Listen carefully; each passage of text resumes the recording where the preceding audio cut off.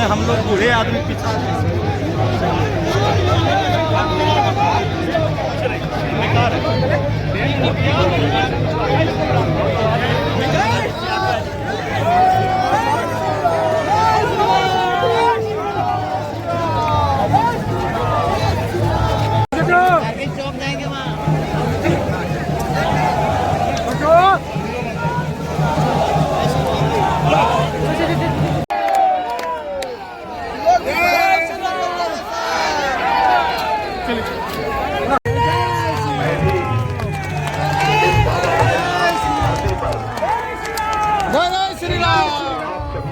मैं हार्दिक अभिनंदन करता हूं, आप सभी का स्वागत करता हूं। आज भी मैं आया को मेरे भाइयों मैं कहना चाहता हूं, निशिकांत दुबे जैसा सांसद आपको मिला है, इसके लिए आप सभी बहुत ही सौभाग्यशाली हैं। आपने बराबर अपने टीवी चैनल पर देखा होगा, भारत की संसद में केवल देवघर की समस्याओं को आवाज देने का काम नहीं करते हैं, बल्कि सारे हिंदुस्तान की जो बड़ी बड़ी समस्याएं हैं उनको प्रभावी तरीके से भारत की संसद में आवाज देने का कोई काम करता है तो मोदी जी के सरकार पिछले 10 वर्षों से काम कर रही है। कोई कह सकता है बहुत सारे काम हो गए, कुछ छूट गए, इस सच्चाई को नकारा नहीं जा सकता, लेकिन इस सच्चाई को कोई नकार नहीं सकता है कि अंतर्राष्ट्रीय जगत में मोदी जी के प्रधानमंत्री बनने के बाद भारत का कद ऊंचा हुआ है। मेरे बहनों भाइयों, अंतर्राष्ट्रीय मंच पर भारत कुछ बोलता था तो भारत की वक्तव्य को जितनी गंभीरता पूर्वक लिया जाना चाहिए नहीं लिया जाता था, लेकिन आज अंतर्राष्ट्रीय मंचों पर भारत कुछ बोलता है तो सारी दुनिया कान खोलकर सुनती है कि भारत बोल क्या रहा है।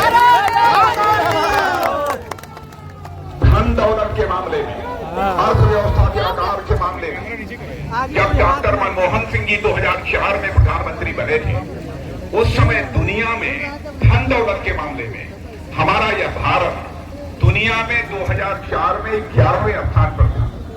10 साल तक कांग्रेस के प्रधानमंत्री डॉक्टर मनमोहन सिंह जी रहे, उसके बावजूद 2014 तक हमारा भारत पूरी दुनिया में धन दौलत के मामले में 11वें स्थान पर ही रहा, 1-2 पॉइंट भी ऊपर जंप नहीं कर पाया। लेकिन मोदी जी ने करिश्माई काम किया है और आपको जानकारी शायद 10 वर्षों के अंदर हमारा यह भारत जो दुनिया के देशों में धन दौलत के मामले में 11वें स्थान पर रहा था, वह जंप लेकर मेरे बहनों भाइयों आज 5वें स्थान पर पहुंच गए। दुनिया के बड़े बड़े अर्थशास्त्री और फाइनेंशियल फर्म इस बात का दावा कर रही हैं कि सर्वाधिक तेजी से आगे बढ़ने वाली अर्थव्यवस्था यदि किसी देश की है तो भारत है, यानी सर्वाधिक तेजी से धनवान यदि कोई देश हो रहा है तो भारत है। और उनका कहना है कि भारत इस तेजी से आगे बढ़ रहा है, वह दिन दूर नहीं है कि 2.5-3 साल के बाद ही यानी 2027 आते आते हमारा भारत दुनिया के देशों में धन दौलत के मामले में तीसरे स्थान पर आकर खड़ा हो जाएगा। अमेरिका और चीन के बाद तीसरा देश इस दुनिया में कोई होगा जो हमारा भारत होगा। बहनों भाइयों, ये हम लोगों के लिए बड़ी गर्व की बात है। एक घटना की जानकारी आपको देना चाहता हूं। आप लोगों को मालूम होगा रूस और यूक्रेन के बीच 2 वर्षों से लगातार युद्ध चल रहा है। बराबर उधर से भी मिसाइल, बम, गोले, तोप सब चलाए जा रहे हैं, रूस की तरफ से भी, यूक्रेन की तरफ से। लेकिन जब यह लड़ाई शुरू हुई थी दोनों देशों के बीच, तो हमारे बहुत सारे भारत के बच्चे, कोई वहां मेडिकल की पढ़ाई कर रहा था, कोई इंजीनियरिंग की पढ़ाई कर रहा था, कोई मैनेजमेंट का कोर्स कर रहा था। उनके माता पिता जो यहाँ भारत में रहते थे, उनको इस बात की चिंता हुई क्या होगा हमारे बच्चों का। कोई बम मिसाइल आकर गिर गई तब तो हमारे बच्चों की जिंदगी चली जाएगी। तब वह रोते आंखों में आंसू लेकर वो लोग हमारे प्रधानमंत्री से मिले और उन्होंने कहा, मोदी जी चाहे जैसे भी हो हमारे बच्चों को आप यूक्रेन से बाहर निकालिए। बहनों भाइयों, आपको आश्चर्य होगा, प्रधानमंत्री ने वहां के रूस के राष्ट्रपति मिस्टर पुतिन से बात की और यूक्रेन के राष्ट्रपति मिस्टर जेलेंस्की से बात की और आपको जानकर खुशी होगी, गौरव को अनुभूति होगी, 4.5 घंटे के लिए रूस और यूक्रेन का युद्ध रुक गया और 22,000 भारत के बच्चे, भारत लगातार तेजी के साथ आगे बढ़ रहा है। लोगों के द्वारा तरह तरह की अफवाहें फैलाई जा रही हैं कि भारतीय जनता पार्टी की सरकार अथवा एनडीए की सरकार बनेगी, आरक्षण की व्यवस्था समाप्त कर देगी। मैं यकीन दिलाना चाहता हूं, जो व्यवस्था चली आ रही है बहनों भाइयों, उसमें कोई परिवर्तन नहीं होगा। किसी की हिम्मत नहीं है कि वह आदिवासी भाइयों के लिए भी उत्थान का काम जो हमारे प्रधानमंत्री ने किया है, यदि उसकी मैं गणना कराना शुरू करूं, देखो लंबा समय लगेगा। गरीबों के उत्थान के, और आज तक दुनिया में जो काम नहीं हुआ वो हमारी सरकार ने किया है मोदी जी के नेतृत्व में। आपको आश्चर्य होगा कि 10 वर्षों के अंदर भारत से 25 करोड़ लोग गरीबी रेखा के बाहर हो गए। 25 करोड़ लोग, दुनिया में ऐसा करिश्मा कहीं नहीं हुआ है तो केवल और केवल भारत में हुआ। और सारी दुनिया इस बात की सराहना कर रही है। इसलिए मैं आप सभी लोगों से अपील करने आया हूं, लंबा चौड़ा भाषण करने के लिए नहीं, मैं तो अपने निशिकांत जी को हार्दिक शुभकामनाएं केवल देने के लिए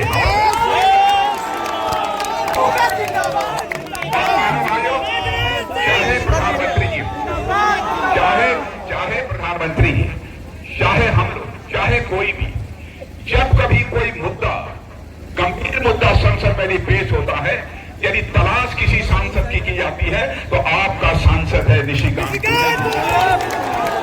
प्रभावी तरीके से अपनी बातों को संसद के सामने रख सके। इसलिए मैं आप लोगों से अपील कर रहा हूं, आप बिल्कुल भरपूर सहयोग, जितना आज तक नहीं किया है, रिकॉर्ड टूटना चाहिए बहनों भाई।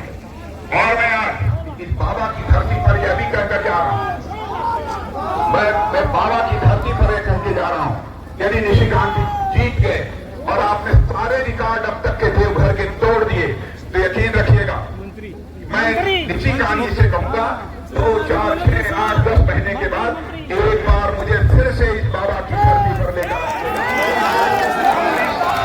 बाबा की धरती पर मैं आऊंगा तो अपना स्वागत कराने के लिए नहीं आऊंगा, बल्कि एक बार शीश झुकाकर इस देवघर की जनता का अभिनंदन करने के लिए आऊंगा, आप सभी का स्वागत करने के लिए आऊंगा। आप सबको बहुत बहुत धन्यवाद, और एक बार तालियां बजाकर आप सभी लोग से शब्दों के साथ आप सबको बहुत बहुत निशिकांत जी डूबे, यहाँ के जिलाध्यक्ष और सारे पदाधिकारी हैं और मौजूद मेरे सभी सम्मानित बहनों एवं भाइयों, यहाँ पर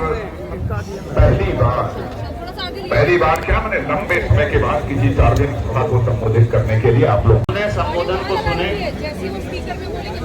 और देश के क्या हालात हैं उसके बारे में जानकारी करें। माननीय राजनाथ जी, जो मैंने आपको पहले कहा कि आज मैं यदि सांसद हूँ तो केवल और केवल राजनाथ जी की कृपा से,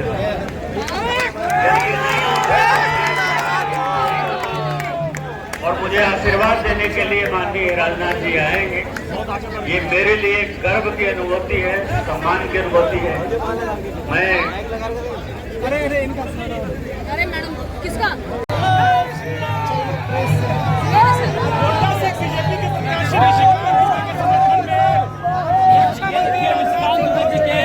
रोड शो में केंद्रीय रक्षा मंत्री राजनाथ सिंह जी पहुंच चुके हैं, यहाँ पर पहुंच चुके हैं, रोड शो में शामिल होंगे और रोड शो में शामिल होने के बाद कुछ क्षण में निशिकांत दुबे जी अपना पर्चा भरेंगे। ये देखिए, ये स्वागत में बड़ी संख्या में कमल का फूल देकर उनको स्वागत किया जा रहा है।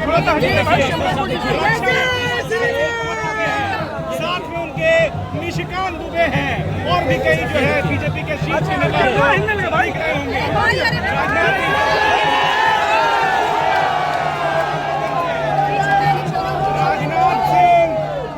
पहुंच चुके हैं। इस